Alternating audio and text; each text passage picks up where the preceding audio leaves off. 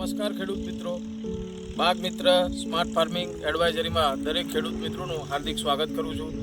આજે આપણે અરવલ્લી એરિયાની અંદર આપણે ઊભા છીએ અને અહીંના ખેડૂતે આંબાનું વાવેતર કરવા માટેનું પ્લાનિંગ કરેલું છે. તો આંબાના વાવેતર માટે આપણે પહેલાં શું તૈયારીઓ કરવી પડે, તો અહીંયા આપણે જોઈએ છે કે ભાઈ જમીનની તૈયારી કેવી રીતે હોય. તો જમીન એકદમ પહેલાં રોટરી મારીને એને સમતલ કરવાની થાય અને રોટરી માર્યા પછી એને લેઆઉટ પ્લાનિંગ હોય. કોઈ બી વરસાદનું મેનેજમેન્ટ કરવું હોય તો પહેલાં એનું લેઆઉટ પ્લાનિંગ આવે કે ભાઈ કેટલા ડિસ્ટન્સમાં કેટલા અંતરે આપણે મેંગોનું વાવેતર કરી શકીએ.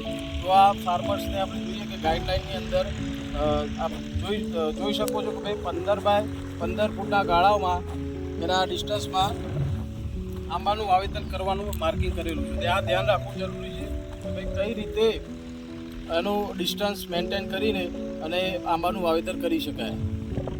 અને આપ જોઈ રહ્યા છો કે ભાઈ સીધી જે બે લાઈનો વચ્ચેનું જે અંતર છે એ 15 ફૂટ છે અને બે છોડ વચ્ચેનું અંતર પણ 15 ફૂટ કરેલું છે.